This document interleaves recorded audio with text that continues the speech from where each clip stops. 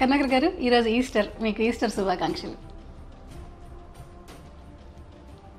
ఈస్టర్కి మనం సానుభూతి ప్రకటించాలి. ఇప్పుడు పాత నిబంధనలో మెస్సయ్య వస్తాడు అని చెప్పి ఉంది కదా, మరి మెస్సయ్య వస్తాడని ఆల్రెడీ నిర్ణయించబడినప్పుడు ఇప్పుడు మళ్ళీ ఎవరు వెళ్తారని ఎందుకు అడుగుంటాడు ఆయన? అది దొరక మీకే దొరకాలి. ఇప్పుడు నా తలకైతే మరి మరణానంతర జీవితం ఉండిద్దని నువ్వు చెప్తున్నావు కదా, అప్పుడు ఈ స్త్రీ ఎవరికి భారీగా ఉంటుంది 7గురిలో అని సర్దుకుయ్యలు అడుగుతారు వేసింది. ఏం చెప్పాడు ఆన్సర్? ఆఫ్రికా వెళ్తే జీసస్ నల్లగా ఉంటాడు అక్కడ వాళ్ళ ఫోటోల్లో, ఇట్లా మూతిలా పెట్టుకుని ఉంటాడు. యెషయా 53వ అధ్యాయం యేసు గురించి కాదు అని ప్రూవ్ చేస్తే ఆయన శివశక్తిలో జాయిన్ అవుతా అన్నాడు. నేను ప్రూవ్ చేశాను, ఆయన ఇంకా అవ్వలేదు. ఇప్పుడు యేసు శిలువ మరణం పొందాడు కదా, అలా చనిపోయిన తర్వాత మళ్ళీ 3వ రోజు తిరిగి లేస్తానని ముందు చెప్పాడా? మద్యపానాన్ని నిషేధించాలని, మద్యపానాన్ని అంతం చేయాలని కూడా చాలామంది రాజులు చక్రవర్తులు ప్రయత్నాలు చేసి వాళ్ళు చచ్చిపోయారు. మద్యపానం అలాగే ఉంది. ఇప్పుడు మద్యపానం మంచిదేనే, అది దేవుడి శక్తి. మనం ఒకసారి మొత్తం చరిత్రనంతా పరిశీలిస్తే క్రైస్తవ మతం ఎలా వ్యాప్తి చెందిందంటే ఏదో ఒక దుష్ట శక్తి వెనకాలండి నడిపిస్తుందనే భావనే వచ్చింది తప్ప ఎక్కడా కూడా ఒక ధర్మదేవత, ఒక దైవికంగా జరుగుతుంది ఇది ఎక్కడ ఉండదు.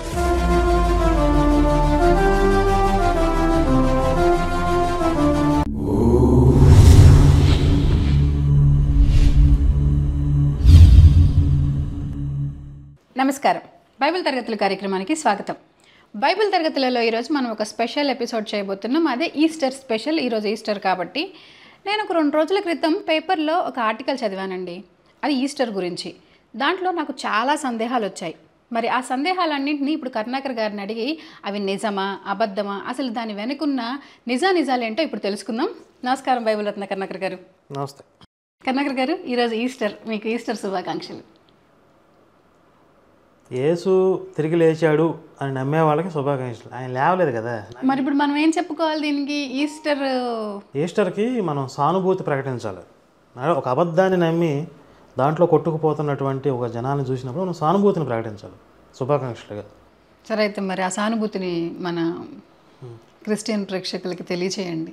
ముందే వద్దు, ఇంకొకసారి వాళ్ళకి అబద్ధం ఏంటి అనేది క్లియర్గా ఎక్స్ప్లెయిన్ చేసిన తర్వాత అప్పుడు సానుభూతి ప్రకటిద్దాం చివరిలో. సరే, అయితే నేను ఒక ఆర్టికల్ చదివానండి పేపర్లో. అది మళ్ళీ ఒకసారి మీకు చదివి వినిపిస్తాను. దాంట్లో నాకు వచ్చిన డౌట్ ఏంటి అన్నది అడుగుతాను తర్వాత. అడగండి. ఇది ఈనాడు పేపర్లో దయామయుడి పునరుద్ధానం అని మెయిన్ హెడ్డింగ్తో వచ్చిందండి. పేపర్ వాళ్ళు వేశారు, ఆర్టికల్ ఎవరు రాశారు? ఆర్టికల్ మర్రి ఏ బాబ్జీ. ఆవిడ పాస్టర్ అయి ఉంటాడు బహుశా. అయితే దీంట్లో సబ్ హెడ్డింగ్ ఏంటి? మానవ రూపంలోనే అవతరించాడు. ఒకసారి పరలోకంలో మానవ లోకాన్ని బంధనాల నుండి విడుదల చేసేందుకు ఎవరు వెళ్తారని అడగ్గా యేసు స్వచ్ఛందంగా ముందుకొచ్చాడు. పాప పంకిలంలో చిక్కుకున్న వారిని బంధనాల నుండి విడుదల చేయాలని యేసుక్రీస్తు మనిషి రూపంలో అవతరించాడు. అనేక సూర్యుల కంటే ఎక్కువ తేజస్సు గల దేవుడు ప్రత్యక్షమైతే మనం భౌతిక నేత్రాలతో చూడలేం కదా. కనుకనే సాటి మనిషి రూపంలోనే అవతరించి అనేక సందేశాలు అందించాడు. ఇప్పుడు నాకు వచ్చిన డౌట్ ఏంటంటే, ఇక్కడ మానవ లోకాన్ని బంధనాల నుండి విడుదల చేసేందుకు ఎవరు వెళ్తారని అడుగ్గా యేసు స్వచ్ఛందంగా ముందుకొచ్చాడు అని ఉంది. ఇది బైబిల్లో ఉందా? బైబిల్ తరగతులలో మనం ఇంతవరకు ఎక్కడా కూడా ఇలాంటిది ఏది చెప్పుకున్నట్లుగా నాకు గుర్తులేదు. ఇది ఎక్కడి నుంచి తీసుకొని ఉంటారు అసలు? ఎక్కడి నుంచే తీసుకుంటారు. ముందు మనం గుర్తుంచుకోవాల్సిన విషయం ఏంటంటే, బైబిల్లో ఉన్న విషయాలను చెప్పి వాస్తవాలను చెప్పి వాళ్ళు మత ప్రచారం చేయట్లేదు, మతాన్ని వ్యాప్తి చేయట్లేదు. అబద్ధాలనే పునాదుల మీదే వాళ్ళు మత ప్రచారం చేస్తూ వస్తున్నారు. అందుట్లో కొత్త పుంతలు తొక్కడం అంటారు కదా, కొత్త పోకడం అంటారు కదా. వీళ్ళకి ఏదన్నా మన హిందుత్వంలోనే ఏదన్నా రామాయణం మహాభారతంలో ఒక సంఘటన ఏదన్నా ఇన్స్పిరేషనల్గా అనిపిస్తే, అరే ఇది మన మతంలో కూడా ఉంటే బాగుంటుంది అనిపిస్తే దాన్ని ఆపాదించేస్తారు. ఎక్కడో కలిపేస్తారా? బ్రహ్మాండం కలిపేస్తారు. లేకపోతే ఇప్పుడు మీరు చదివిన దాంట్లో అనేక సూర్యుల కంటే అధిక తేజస్సు కలిగిన దేవుడు అవతరిస్తే చూడలేరు కదా, సాధారణ మాంస నేత్రాలతో చూడలేరు. ఇది ఎక్కడది? ఈ ఫిలాసఫీ ఎక్కడది? బైబిల్లో ఎక్కడన్నా ఉందా? ఇంతవరకు నేను వినలేదు. హిందుత్వంలో అవతారవాదము ఈ సిద్ధాంతం అంతా హిందుత్వంలో ఇది. అనేక సూర్యులు. అసలు బైబిల్ ఎంతమంది సూర్యులు ఉన్నారు? ఒకటే కదా. అవును కదా. అది ఎన్ని బ్రహ్మాండాలు ఉన్నాయి బైబిల్లో. అసలు మొత్తం ఒకటే, ఎంత చేసినా మనకి ఆడమ్ అండ్ ఈవ్ స్టార్టింగ్ నుంచి. అసలు బ్రహ్మాండం దాకా ఎందుకు, ఒక ఇస్రాయేల్ దాని చుట్టూ తిరుగుతూ ఉంటాడు కదా. అనేక మంది సూర్యులు ఎక్కడి నుంచి వచ్చారు వాళ్ళకి బైబిల్లో? హిందుత్వం నుంచి ఎత్తుకొచ్చింది అది. సరే, దానికి ముందు పరమభూతి ఏంటంటే భూలోకంలో మానవులను రక్షించడానికి ఎవరు వెళ్తారు అని అడిగారంట. అసలు అడిగింది ఎవరు అక్కడ? అది అడిగింది ఎవరు? యెహోవానా అనుకోవాలి. ఇక మరి నేను వెళ్తాను అని యేసు ముందుకు వచ్చాడు. అంటే ఈ ఆర్టికల్ రాసినోడికి అసలు ఏదో ఎక్కడో ఇన్స్పైర్ అయ్యి ఇప్పుడు హాలీవుడ్ సినిమా చూసి తెలుగు సినిమా డైరెక్టర్ ఏదో సినిమా రాసుకున్నట్టుగా రాసుకున్నాడు తప్ప వీడికి అసలు తలకాయ లేదు. ఎవరు వెళ్తారు అనే ప్రశ్న వచ్చింది అంటే అక్కడ యేసు ఒక్కడే ఆప్షన్ కాదు, చాలామంది ఉన్నారు. అదే డౌట్ నాకు కూడా. అందులో నేను వెళ్తాను ద్వారా అని ముందుకు వచ్చాడు యేసు. అంటే ఇప్పుడు యేసు ఆయన కొడుక, లేకపోతే అక్కడ ఉన్న పరివారమా, లేకపోతే ఏమంటారు వీళ్ళు దేవదూతలు ఎవరు అంటారు కదా, అలాంటి వాళ్ళ ఆయన ఉద్దేశంలో? ఆ రాసినోడికి అడగాలి మరి. ఆడ తలలో ఏం చిప్పు పెట్టుకున్నాడో తెలియదు కదా. మొత్తం క్రైస్తవానికి సమాధి కట్టాడు అందులో అక్కడ. ఇప్పుడు పాత నిబంధనలో మెస్సయ్య వస్తాడు అని చెప్పి ఉంది కదా, మరి మెస్సయ్య వస్తాడని ఆల్రెడీ నిర్ణయించబడినప్పుడు ఇప్పుడు మళ్ళీ ఎవరు వెళ్తారని ఎందుకు అడుగుంటాడు ఆయన? అది దొరక మీకే దొరకాలి. ఇప్పుడు అది ఇప్పుడు నా తలకైతే నాకు కాదు, మీకు దొరికాడు. వన్ లైన్ ఆర్డర్లో స్టోరీ చెప్తా చూడండి. అసలు బైబిల్ స్టార్టింగ్ పంచకాండాలు ఉంటాయి కదా, 5 కాండాలు అవి రాసిన మోషే ఉన్నాడు కదా. ఈ మోషే అనేవాడు ఈ యోధా మతాన్ని, బైబిల్ దేవుడిని కొత్తగా ఇంట్రడ్యూస్ చేశాడు, మార్కెట్లో తీసుకొచ్చాడు. ఆయనకి మొట్టమొదట ఈ మతాన్ని స్థాపిస్తున్నప్పుడు ఈ మెస్సయ్య అనే కాన్సెప్ట్ కానీ పరలోకం కానీ ఇవేవి లేవు. ఆ తర్వాత వచ్చిన ప్రవక్తలకి కూడా చాలామందికి ఇవేవి లేవు. తర్వాత మనం బైబిల్ తర్వాతలో చెప్పుకున్నాం కదా, ఇశ్రాయేలీస్ అందరినీ కొంతమంది రాజులు వచ్చి నెబుకద్నెజరు చాలామంది రాజులు వచ్చి వీళ్ళని బానిసలుగా పట్టుకుపోతే, వీళ్ళ రాజ్యం అంతా చిన్నాభిన్నం అయిపోతే మన అందరినీ రక్షించడానికి ఒక రక్షకుడు వస్తాడు, దేవుడు మన కోసం ఒక రక్షకుడిని పంపిస్తాడు, ఆయనే మెస్సయ్య. ఇది కాన్సెప్టు. అంటే మెస్సయ్య అనేవాడు ఏం చేయాలి, వచ్చి ఇశ్రాయేలీని రక్షించాలి, చెదిరిపోయిన ఇశ్రాయేలీలందరినీ ఏకం చేసి ఒక రాజ్యాన్ని ఏర్పాటు చేయాలి. ఆ నమ్మకంతో ఉన్నారు ఇశ్రాయేలీస్. ఇప్పుడు యేసు వచ్చి నేనే ఆ మెస్సయ్యని అన్నాడు. ఆయన యూదులే కొట్టి చంపేశారు.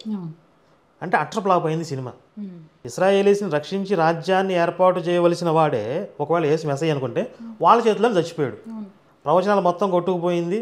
అంతకుముందు కొంతమంది ప్రవక్తలు చెప్పినటువంటి కల్లబొల్లి కబుర్లను తుడిచిపెట్టుకుపోయాయి.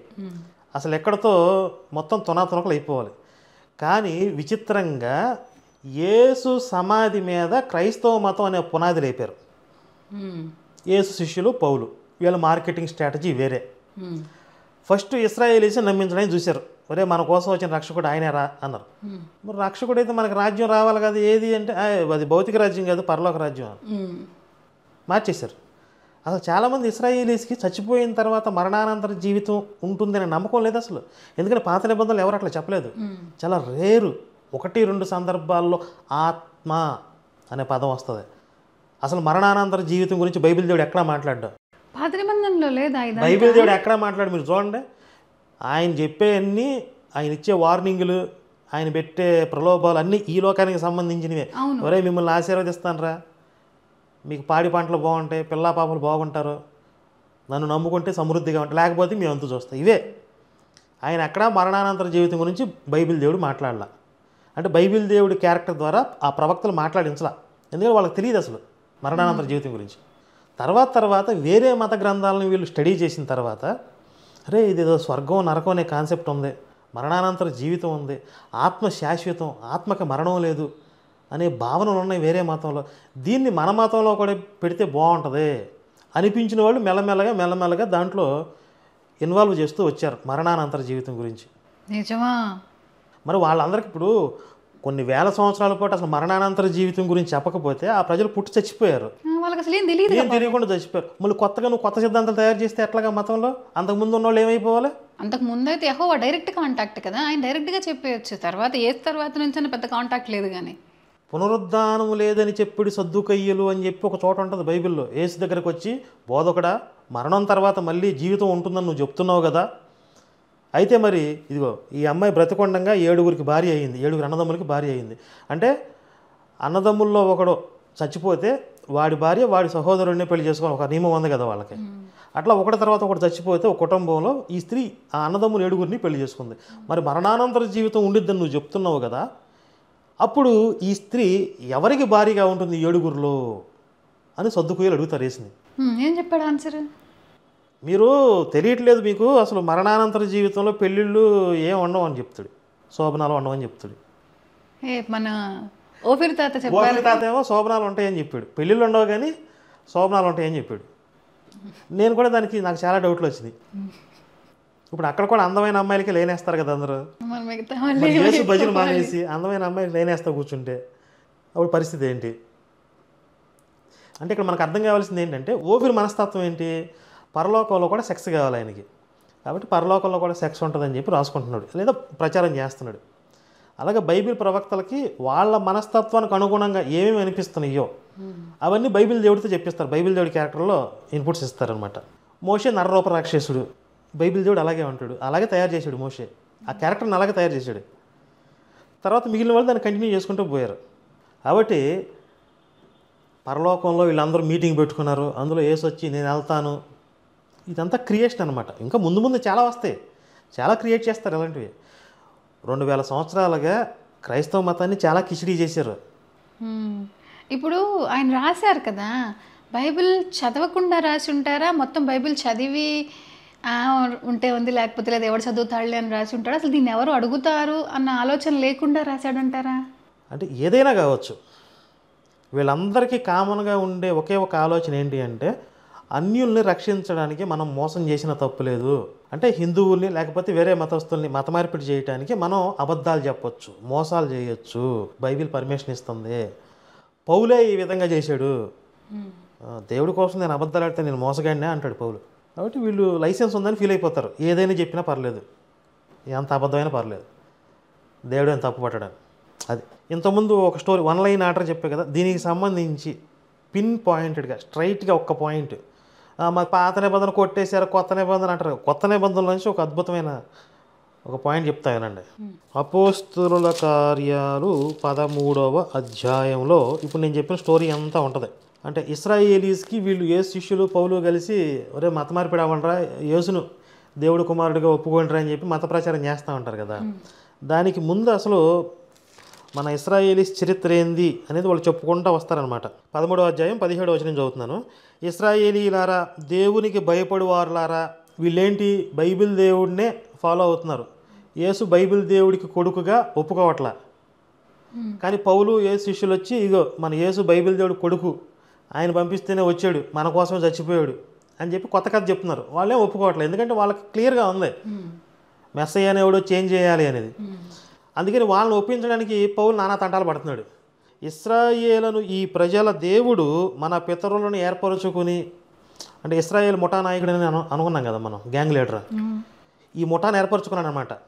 మన పితరులు అంటే ఇశ్రాయేలీస్ వేరు, మన పితరులు వేరా మళ్ళీ వీళ్ళు? వాళ్ళు ఇశ్రాయేలీలో పితరులు, వాళ్ళల్లో మన పూర్వీకుల్ని, అంటే ఇశ్రాయేలీ అనే ఈ ప్రజల్ని తన ముఠాగా ఏర్పరచుకుని, దేవుడు అనేవాడు ఒక ముఠాను ఏర్పరచుకుంటాడు ఎక్కడన్నా, ఉండదు కదా, అదే వాళ్ళని వారికి సెలెక్ట్ చేసుకోవడం ఎక్కడ చూసినా ఇంతేగా. మహా అయితే ధర్మాత్ముల్ని అంటే ఒక పద్ధతిగా ఉంటుంది, ఒక ముఠాని ఒక జాతిని ఏర్పరచుకున్నాడు అనమాట. మన ప్రజల్ని మన దేవుడు ఏర్పరచుకుని, వారు ఐగుప్తు దేశమందు పరదేశులై ఉన్నప్పుడు ఆ ప్రజలను హెచ్చించి తన భుజబలము చేత వారిని అక్కడి నుండి తీసుకుని వచ్చి, మోషే అబద్ధాలు చెప్పి తీసుకొచ్చాడు కదా, అది చెప్తున్నాడు, ఆ కథ చెప్తున్నాడు. ఇంచుమించు 40 ఏండ్ల మట్టుకు అరణ్యంలో వారి చేష్టలను సహించను. ఎంత దారుణం చూడండి, వాళ్ళకి రాజ్యం ఇస్తానని చెప్పి కట్టుబట్టలతో వాళ్ళని బయటికి లాక్కొచ్చి 40 ఏళ్ళు అడవుల్లో తిప్పి ఆయన సహించాడంట. వాళ్ళని ఇబ్బంది పెట్టాడు కదా 40 ఏళ్ళు. అత్తాకోడల్లో తిట్టుకుని కొట్టుకుని అత్త నేనే విక్టిమ్ అని చెప్పుకునేది బయటకు వచ్చి, అమ్మో నా కోడలు నన్ను చంపేస్తుంది అమ్మో అని. అసలు అక్కడ ఏడిపించిందంతా ఇశ్రాయేలీ ప్రజల్ని. పాపం పసిపిల్లలతో వచ్చారు, పాలు లేక ఎంతమంది చచ్చిపోయారు, ఆహారం లేక ఎంతమంది చచ్చిపోయారు, ఆకలి దప్పికెళ్తే ఎంతమంది చచ్చిపోయారు, ఎండకి వానకి తట్టుకోలేక ఎంతమంది చచ్చిపోయి ఉంటారు. 40 ఏళ్ళు మొత్తం ఒక జనరేషన్ అంతా నశించిపోయిందని రాశారు బైబిల్లో. వాళ్ళందరికీ రాజ్యం ఇస్తానని తీసుకొచ్చింది అంటే బైబిల్ దేవుడి కల్పితమని మనకు అడుగడుగున రుజువు అవుతూ ఉంటుంది కదా. సరే, ఈ కథ ముందుకెళ్ళిపోదాం. మరియు కనాను దేశంలో 7 జాతులు వారిని నాశనం చేసి వారి దేశములను వీరికి స్వాస్థ్యముగా పంచి ఇచ్చాను. దోసుకుంటారా దోపిడి దొంగలాగా అని చెప్పి ఒక దేశాన్ని చూపించాడు, వాళ్ళందరూ నాశనం చేశాడంట. అది రాసుకున్నారు ఎట్లా, ఇంచుమించు 450 సంవత్సరములు ఇట్లు జరిగిన. ఇక వేరే దేశాలను బట్టి దోచుకోవటం, వాళ్ళు వచ్చి వీళ్ళని కొట్టడం, వీళ్ళు వెళ్ళి వాళ్ళని కొట్టడం, ఇదే నిత్యం రణరంగం అయిపోయింది వీళ్ళకి. అటు తర్వాత ప్రవక్త అయిన సమూయేలు వరకు ఆయన వారికి న్యాయాధిపతులను దయచేసెను. న్యాయాధిపతులు చెప్పుకున్నాగా, వాళ్ళు వచ్చారు. ఆ తర్వాత వారు రాజు కావాలని కోరగా దేవుడు బెన్యామీను గోత్రీయుడైన కీషు కుమారుడైన సౌలును వారికి 40 ఏండ్ల వరకు దయచేసెను. మాకు రాజు కావాలని పట్టుబట్టిన బైబిల్ దేవుడికి ఇష్టం లేదు అసలు, చెప్పుకున్నాం కదా. కానీ వాళ్ళు తాట తీస్తామన్నారు సమూయేల్ని, నువ్వు రాజుని పెట్టకపోతే నువ్వు అయిపోయావు అన్నారు. సరేలేరా, మీరు అందరూ గట్టిగా అడుగుతున్నారు కాబట్టి పెడుతున్నాను, తప్పదు అని చెప్పి పెట్టాడు. మరియు ఆయన, నేను యెష్షై కుమారుడైన దావీదును కనుగొంటిని, అతడు నా ఇష్టానుసారుడైన మనుష్యుడు, అతడు నా ఉద్దేశములన్నీ నెరవేర్చునని చెప్పి అతని గూర్చి సాక్ష్యం ఇచ్చును. ఆ సౌలు తర్వాత దావీదు వచ్చాడు. బైబిల్ దేవుడి ఉద్దేశాలన్నీ నెరవేర్చాడంట. అంటే వేరే సైనికుడి భార్యతో సంబంధం పెట్టుకుని బైబిల్ దేవుడి ఉద్దేశం అనమాట. ఆ ఊరి అనే నమ్మకస్తుడైన పనోడిని అడ్డంగా చంపేస్తే బైబిల్ దేవుడి ఉద్దేశాలు అనమాట. ఇది ఇంపార్టెంట్. 23వ వచనం, అతని సంతానము నుండి, ఎవరి సంతానం నుండి? దావీదు సంతానం నుండి. అతని సంతానము నుండి దేవుడు తన వాగ్దానము చొప్పున ఇశ్రాయేలు కొరకు రక్షకుడుకు యేసుని పుట్టించెను. అర్థమైందా? ఈ దావీదు తర్వాత ఈ ఇశ్రాయేల్ రాజ్యం అంతా చిన్నభిన్నం అయిపోయింది కదా. అప్పుడు ఈ చెదిరిపోయిన యూజులందరినీ, ఇశ్రాయేలీలందరినీ ఏకం చేయడానికి ఒక మెసేజ్ వస్తాడని మనం అనుకున్నాం కదా. అది వాగ్దానం. ఆ తర్వాత వచ్చిన ప్రవక్తలందరూ, ఒరే మన కోసం రక్షకుడు వస్తాడరా, మీరేం కంగారు పడకండిరా, బాధపడకండిరా, మన దేవుడు ఉన్నాడురా, ఇది చెప్పుకుంటూ వస్తారు కదా. కొన్ని వందల సంవత్సరాలు నడిచింది ఇది. ఆ క్రమంలో వాళ్ళందరూ చెప్పిన వాగ్దానం అనమాట. మనకు దేవుడు వాగ్దానం చేసాడు, ప్రామిస్ చేసి మన కోసం రక్షకుడు వస్తాడని చెప్పి. ఇది అక్కడ ఇది చెప్తున్నారు 23వ వచనం, అతని సంతానం నుండి, దావీదు సంతానం నుండి. ఆ ప్రవక్తలందరూ ఏం చెప్పారు? దావీదు వంశంలో పుడతాడు ఆ రక్షకుడు అని చెప్పారు. ఆ దావీదు సంతానం దేవుడు తన వాగ్దానము చొప్పున ఆల్రెడీ ఆయన నిర్ణయం చేశాడు. అంటే ఈ బైబిల్ దేవుడు వాగ్దానం అనేది ఎవరికొంది? ఇశ్రాయేలు కొరకు, మళ్ళీ వాళ్ళ కోసం వచ్చాడు అంతే. ఇశ్రాయేలుని రక్షించడానికి ఒక రక్షకుడు వస్తాడు. ఇది బైబిల్ దేవుడు వాగ్దానం. ఇప్పుడు దీన్ని ఎలా మార్చారు? ప్రపంచ ప్రజలందరి కోసం వచ్చి చచ్చిపోయాడు, సర్వమానవాళి పాప పరిహారం, రక్త ప్రోక్ష, ఈ దిక్కుమాల శ్లోకాలు తయారు చేసేదాకా వచ్చింది. ఇప్పుడు నాకు ఇంకొక డౌట్ వస్తుందండి. శ్లోకాలు అన్నారు కదా, ఇప్పుడు మన దగ్గర కొంచెం మన దీనిని తీసుకుంటున్నారు కదా వీళ్ళు, తీసుకొని ఇలాంటివన్నీ సంస్కృతంలో కొన్నేవో క్రియేట్ చేస్తున్నారు. ఇదే వేరే కంట్రీస్కి సంస్కృతం అంత టచ్ ఉండదు కదా, మరి వాళ్ళు అందరూ వీటిని ఎలా చెప్తారు? అసలు వాళ్ళ దగ్గర ఉందా ఇలా చెప్పుకునే? అక్కడ లోకల్గా వాళ్ళు ఏ విశ్వాసాలు నమ్ముతున్నారో వాటికి అనుగుణంగా కొన్ని తయారు చేస్తారు. అక్కడ ఆఫ్రికా జీసస్ని కూడా తయారు చేస్తారు. ఆఫ్రికా వెళ్తే జీసస్ నల్లగా ఉంటాడు అక్కడ వాళ్ళ ఫోటోల్లో, ఇట్లా మూతిలా పెట్టుకుని ఉంటాడు, అది వాళ్ళ ఫీచర్స్తో. కాబట్టి ఇక్కడ స్పష్టంగా అర్థమవుతుంది కదా మనకి, ఇశ్రాయేలీలు చెదిరిపోయిన వాళ్ళందరినీ రక్షించడానికి వాళ్ళకు ఒక రాజ్యాన్ని ఏర్పాటు చేయడానికి ఒక రక్షకుడు వస్తాడు. ఇది ఇశ్రాయేలీస్ కొన్న నమ్మకం. ఇప్పటికీ వాళ్ళ నమ్మకంతోనే ఉన్నారు. సో ఇశ్రాయేలీస్ దృష్టిలో ఇంకా మెసేజ్ రాలా. ఆయన వస్తే వాళ్ళు వైభవోపేతమైనటువంటి ఒక రాజ్యాన్ని స్థాపిస్తారు. వాళ్ళు చాలా స్పష్టంగా ఉన్నారు. యేసు అట్రప్లవ్ ఫెయిల్యూర్ మెసేజ్ కాదు అని చెప్పడానికి వాళ్ళు కరెక్టు. ఇశ్రాయేలీస్కి ఏదైతే అంతమంది ప్రవక్తలు చెప్పారో ఆ ప్రవచనాలకి అనుగుణంగానే వాళ్ళు నమ్ముతున్నారు. ఇప్పుడు యేసు రక్షకుడు కాదు అని చెప్పి, దేవుడు పక్కన పెట్టేయండి, మెస్సయ్య అనే రక్షకుడు కూడా కాదు యేసు. అవును. ఒకవేళ యేసు అనుకున్నట్లుగా ఇశ్రాయేలీల కోసం వచ్చిన రక్షకుడు అయితే అసలు ఏ విధంగా రక్షించాడు ఇశ్రాయేలీని? ఏం లేదు. భౌతికంగా రాజ్యాన్ని పోనీ అందులో ఫెయిల్ అయ్యాడు, అసలు సాధ్యం కాలేదు. పోనీ ఆత్మీయంగా ఏమన్నా ఇశ్రాయేల్ రక్షించాడంటే ఇశ్రాయేలీలు ఎవరు అసలు ఆయన నమ్మట్లేదు. అంటే ఏ విధంగానూ ఇశ్రాయేలు రక్షించలేకపోయినోని తీసుకొచ్చి దేవుడు తన వాగ్దానము చొప్పున ఇశ్రాయేలు కొరకు రక్షకుడికి యేసును పుట్టించును అని రాసి ఇశ్రాయేల్ ఏ విధంగా రక్షించాడు? యేసు అసలు 2 రకాలుగా ఫెయిల్ అయ్యాడుగా. ఇక్కడ ఫెయిల్ అయ్యాడు కాబట్టి ఇశ్రాయేలీస్ నమ్మట్లేదు, కాబట్టి ఇక్కడ మనకి వ్యాపారం దందా నడవట్లేదు, కాబట్టి మనం అన్ని జనుల్లోకి వెళ్ళి వేరే మతం వాళ్ళని టార్గెట్ చేద్దామని చెప్పి పౌలు, యేసు శిష్యులు వీళ్ళందరూ కలిసి వేరే మతస్థులను టార్గెట్ చేయడం మొదలుపెట్టారు. వీళ్ళ వ్యాపారం వేరే చోట మొదలుపెట్టారు.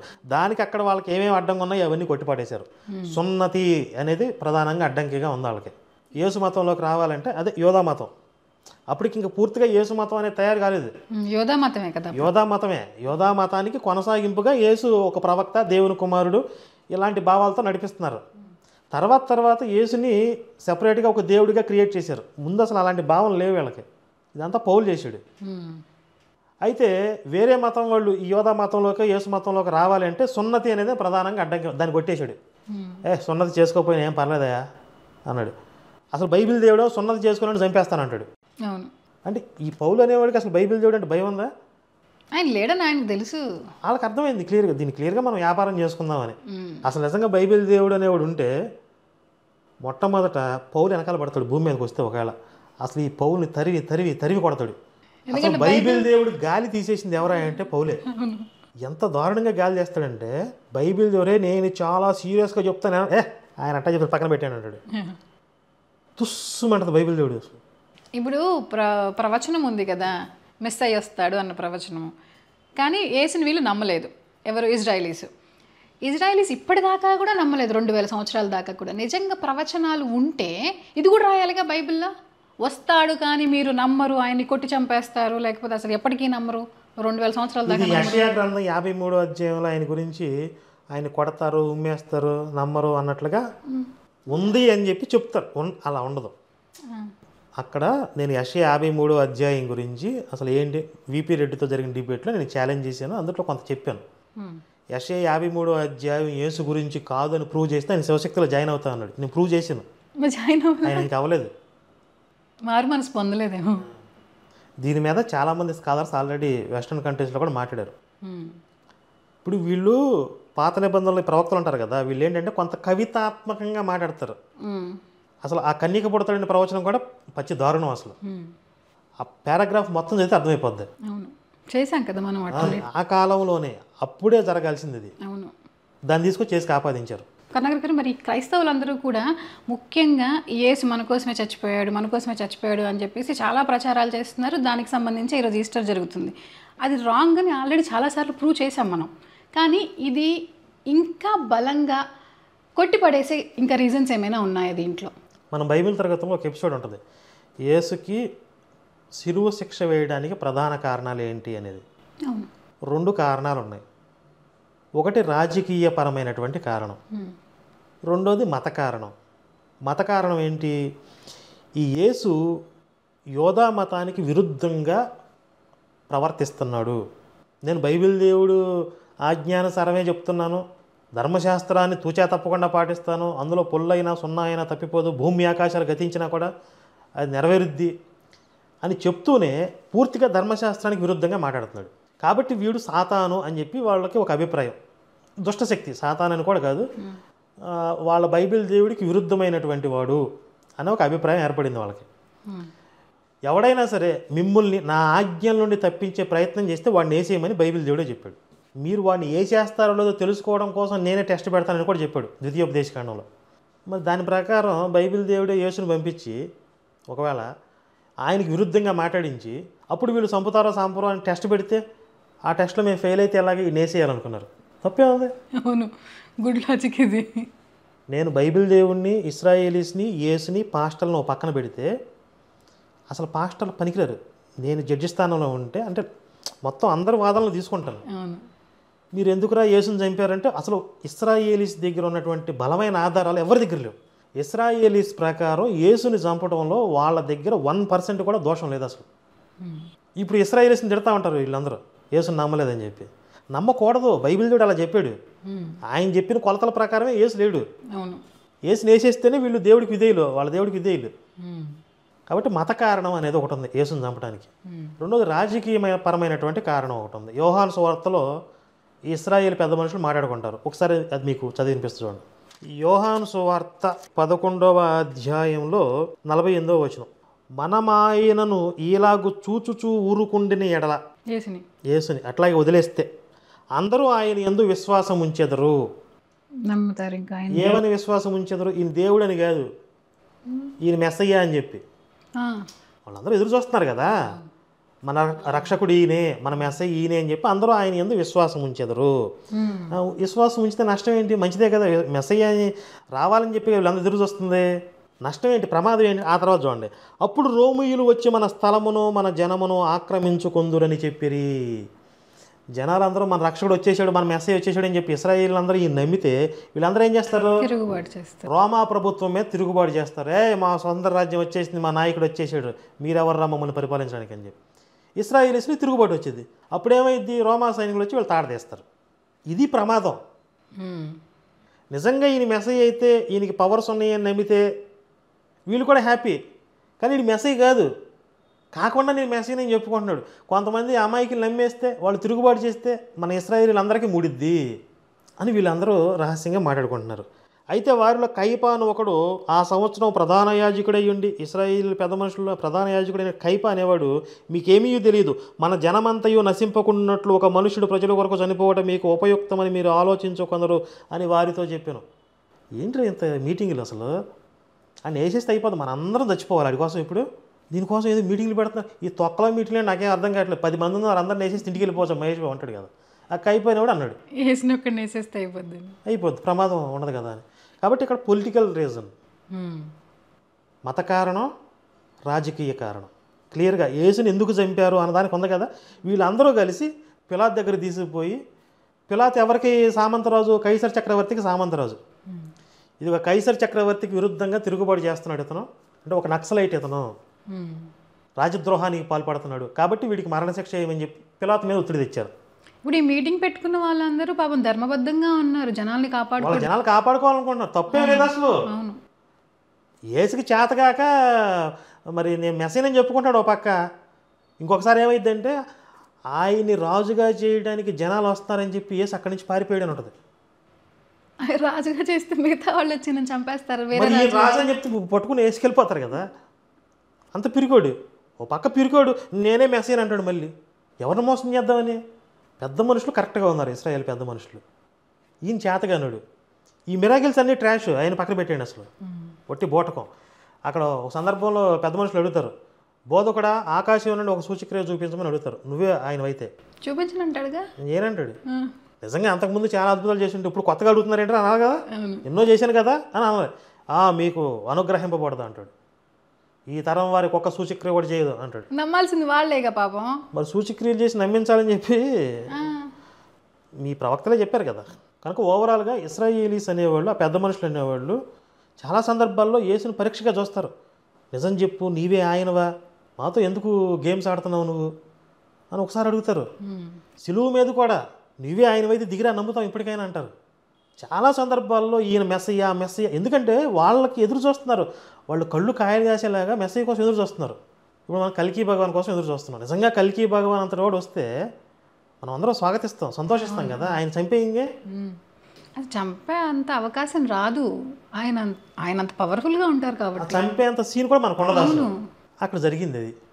కాబట్టి ఈ పొలిటికల్ రీజన్తో, రిలీజియన్ రీజన్తో, మత కారణంతో యేసుని చంపేయాలని వీళ్ళు డిసైడ్ అయ్యారు. పిలాతుకి కంప్లైంట్ చేసి, ఒత్తిడి చేసి, పిలాతు ఈయనకి శిలువు శిక్ష వేసేలాగా వాళ్ళు ఒత్తిడి పెట్టారు.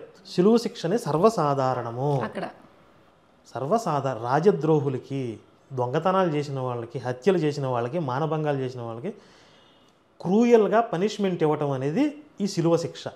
ఈ శిలువుని తీసుకొచ్చి ఇదో సాక్రిఫైస్ అని చెప్పి మన నెత్తి మీద రుద్ది ఒక సింపతిక్ గేమ్ ఆడుతున్నారు ఇక్కడ. ఏదైతే పాపం చేసిన వాళ్ళకి విధిస్తారో శిక్షని, అది తీసుకొచ్చి ఇప్పుడు వీళ్ళు ఇంట్లో పెట్టుకొని దేవుడిని పూజిస్తున్నారు. యేసుని సిలువేయడానికి కారణాలు అర్థమైపోయినాయి కదా. ఇక ఆ తర్వాత ఈ యేసు మిరాకిల్స్ అన్నీ కూడా ఫేకు, సువార్తలు అన్నీ కూడా కల్పించినవి, లేకపోతే కొంత యాడ్ చేసుకున్నామని చెప్పడానికి అందులో ఉన్న కాంట్రడిక్షన్స్. ప్రధానంగా యేసుని పట్టుకోవడానికి వచ్చినప్పుడు పరస్పర విరుద్ధాలు, 4 సువార్తలు 4 రకాలుగా ఉండటం, చచ్చిపోయి తిరిగి లేచాడు అన్న సందర్భంలో 4 సువార్తలు 4 రకాలుగా ఉండటం. 4 సినిమాలు ఉంటాయి కదా, మనం చెప్పుకున్నాం కదా, ఎన్నో ఉన్నాయి. ఎన్నో సందర్భాల్లో 4 సువార్తలు ఒకటిదాని కూడా పొసగు అసలు. ఇప్పుడు యేసు శిలువ మరణం పొందాడు కదా, అలా చనిపోయిన తర్వాత మళ్ళీ 3వ రోజు తిరిగి లేస్తానని ముందు చెప్పాడా? చెప్పినట్టుగా ఉంటుంది. కాకపోతే నేను ఎంతవరకు అది సహేతుకంగా ఉంది అని పరిశీలన చేస్తే నాకు అర్థమైంది ఏంటి అంటే, యేసు తనని చంపేస్తారనే విషయం ముందే గ్రహించాడు. ఎందుకంటే ఒకసారి కాదు, అనేక సార్లు ఆయన మీద హత్యా ప్రయత్నాలు జరిగాయి. అలాగే ఆయన తిరిగేదంతా ఇశ్రాయేల్ పరిసరాల్లోనే. ఇప్పుడు ఎన్నాళ్ళలో మట్టికి ఆయన దాక్కుని ఉంటాడు, ఏదో రోజు దొరికిపోతాడు కదా. ఇప్పుడు మనకి ఒక తీవ్రవాదంలో ఉన్న వాళ్ళకో, నక్సలిజంలో ఉన్న వాళ్ళకో ప్రభుత్వం మనల్ని పట్టుకుంటే చంపేస్తుంది, కామన్ సెన్స్ ఉండదా? అలాగే యేసు కూడా ఏమనుకున్నాడు, నన్ను చంపేస్తారు, యెరూషలేము వెళ్తే నన్ను చంపేస్తారు. మరి తిరిగి లేస్తారు అన్నది ఏంటి? మరి తిరిగి లేస్తాడని ముందే చెప్పాడని చెప్పి యేసు శిష్యులు కల్పించారు. వీళ్ళు రాసుకున్నారా? యోహాను సువార్త చదివితే చివరిలో అప్పగింతలు చెప్తాడు శిష్యులకి, చాలా పశ్చాత్తాపడుతూ, నా వల్ల మీరు కూడా చచ్చిపోయే రోజులు వచ్చినాయి, వాళ్ళందరికీ అప్పగింతలు చెప్తాడు. అందులో ఎక్కడా కూడా నేను మళ్ళీ తిరిగి లేస్తాననే ఉత్సాహం కనపడదు అసలు. మళ్ళీ వెంటనే తిరిగి లేస్తాననే ఉత్సాహం ఉంటే అన్ని అప్పగింతలు అంత బాధపడాల్సిన అవసరం లేదు కదా. అసలు ఒక అద్భుతం జరగబోతుంది చూడండి రా, అందరూ చేయండి రా అనాలే. అవును. కానీ అసలు దీనంగా మాట్లాడతాడు. అయిపోయింది, నన్ను ఎవరు నమ్మలేదు, నేను ఫెయిల్ అయ్యాను, నాతో పాటు మిమ్మల్ని కూడా చంపేస్తారు ఇక. మొత్తం వీళ్ళందరికీ అప్పగింతలు చెప్పేసి అక్కడ కాళ్ళు కడుగుతాడు. యేసు శిష్యులు కాళ్ళు కడిగాడు గొప్పవాడు. ఎందుకు కాళ్ళు కడిగాడు? పశ్చాత్తాపడ్డాడు. నేను వీళ్ళని మోసం చేసి వీళ్ళు నన్ను నమ్మి నన్ను అనుసరించి నాతో పాటు వీళ్ళని కూడా చంపేస్తారు అని చెప్పి ఆయనకు బాధేసి కాళ్ళు కడిగాడు వాళ్ళకి. ఆయన చేసిన తప్పులకి క్షమాపణ చెప్పుకొని కాళ్ళు కడిగాడు. కాకపోతే నేను వెళ్ళిపోయానని చెప్పి మీరు కంగారు పడకండి, నన్ను తప్పుడు అనుకోవద్దు, మీరు నేను పైకి వెళ్ళి మీకు సెట్ చేస్తాను అని చెప్పి ఒక కవరింగ్ ఇచ్చుకున్నాడు మళ్ళీ. కాబట్టి నన్ను చంపేసే రోజులు వస్తే ముందే ఊహించాడు ఆయన. చాలా కామన్ సెన్స్ ఉన్నవాడికి అర్థమైపోతుంది. చంపేస్తారని ఊహించాడు కానీ మళ్ళీ తిరిగి లేస్తాడు అని యేసు చెప్పినట్లుగా ఉన్నది అబద్ధము, కల్పితం. ఆ తర్వాత ఈయన్ని మిరాకిల్గా చూపించాలి కాబట్టి యేసు శిష్యులు కొత్త మతాన్ని తయారు చేయాలి కాబట్టి చెప్పింది, వీళ్ళు క్రియేట్ చేశారు అది. ఓకేనండి. మరి ఈస్టర్ సందర్భంగా యేసు చనిపోయాడని మరి తిరిగి లేచాడని అలాగే ఇదంతా ప్రవచనాలన్నీ రాంగ్ అని ఆల్రెడీ మీరు ప్రూవ్ చేసేసారు. మళ్ళీ ఇంకోసారి మనం చెప్పాము. మరి మీరు స్టార్టింగ్లో ఒకటి ఏదో చెప్పారు, క్రైస్తవ సోదరుల కోసం సానుభూతి ప్రకటిస్తాను అని. దానికంటే ముందు ఒక విచిత్రమైన వాదన మాట్లాడే ఒక పాస్టర్లకి ఒకటి కౌంటర్ ఇవ్వాలనుకున్నా. మా క్రైస్తవ మతాన్ని అంతం చేయాలని చాలామంది చూశారు, అది అంతకంతకి పెరుగుతూనే ఉంది కానీ తగ్గట్లేదు, అంతం చేయాలనుకున్న వాళ్ళే భూమిలో పరుండిపోయారు, నాశనం అయిపోయారు అని మాట్లాడుతూ ఉంటారు. ఇప్పుడు మద్యపానాన్ని నిషేధించాలని, మద్యపానాన్ని అంతం చేయాలని కూడా చాలామంది రాజులు చక్రవర్తులు ప్రయత్నాలు చేసి వాళ్ళు చచ్చిపోయారు. మద్యపానం అలాగే ఉంది. ఇప్పుడు మద్యపానం మంచిదేనే, అది దేవుడి శక్తే? మరి వాళ్ళ ఉద్దేశాలు అదేనేమో. లేకపోతే అవినీతిని అంతం చేయాలని చాలామంది ప్రయత్నం చేశారు, అవినీతి అంతకంతకు పెరుగుతూనే ఉంది, ఆ ప్రయత్నం చేసిన అలాగే చచ్చిపోయారు. అంటే అవినీతి దేవుని శక్తే? ఇప్పుడు ఇది కలికాలం కదా, అధర్మం వ్యాప్తి చెందడం సాధారణం, ధర్మం ఉధృతంగా వ్యాప్తి చెంది అది విడ్డూరం. అబద్ధం వ్యాప్తి చెందుతుంది కాబట్టి దేవుడి శక్తి అంటే అలాగా? వాళ్ళ దేవుడి శక్తి అదే కదా, కలిపురుషుడు. ఇప్పుడు నేనేమంటానంటే బైబిల్ దేవుడు అనేది కల్పిత పాత్ర. వరస్ట్ సిచ్యువేషన్లో ఏదో ఒక ఫోర్స్ ఉంది అంటే కనుక ఆయన కలిపురుషుడు. మీరు ఇందాక స్టార్టింగ్లో ఒకటి చెప్పారు కదా, ఇజ్రాయిలీస్ని ఎంచుకున్నాడు అని చెప్పి. కలిపురుషుడు ఎంచుకున్నాడు అండి. కలిపురుషుడు అదే. ఇప్పుడు భవిష్య పురాణంలో మ్లేచ్ఛ జాతిలో నీ ధర్మాన్ని ప్రవేశపెట్టి వాళ్ళ ద్వారా నీ మతాన్ని వ్యాప్తి చేసుకోని చెప్పి విష్ణువు చెప్తాడు. ఆ మ్లేచ్ఛ జాతికి చెందినటువంటి అదముడు హవ్యవతి అనేవాళ్ళు పలానా వృక్షం కింద ఉన్నారు అని చెప్పి, అలా ఆ మ్లేచ్ఛ జాతిలో ఈయన కలిపురుషుడు ప్రవేశించి అక్కడి నుంచి ఒక కొత్త మతాన్ని తయారు చేసుకుని ఉండొచ్చు కదా. నిజమే, ఆడమ్ అండ్ ఈవ్ అని చెప్పి దానికి మంచి పేర్లతో సహా క్రియేట్ చేసేసుకున్నారు కదా హ్యాపీగా.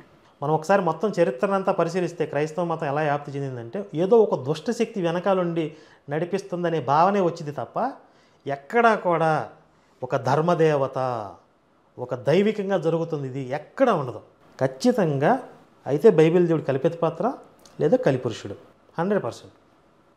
అయితే ఈ కలిపురుషుడి బారిన పడి ఎంతమంది నాశనం అవుతున్నారు అనేది ఇప్పుడు మన పాయింట్.